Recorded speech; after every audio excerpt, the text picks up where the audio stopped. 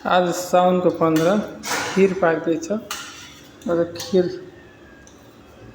यसरी भाग लगाउँदैछन् उनले। तामाको तरकारी पनि बनेको छ।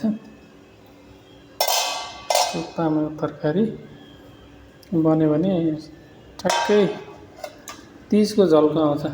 तिजमा यो दर खाँदाखेरि एउटा टुक्रो भए पनि तामा खोजेर खाने हाम्रो पहिलेदेखिको चलन थियो।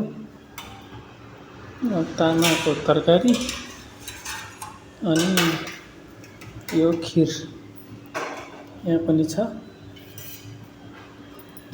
आज खाइन्छ मजाले, हेर्नुहोस् होइन त कस्तो बनेको छ त। अब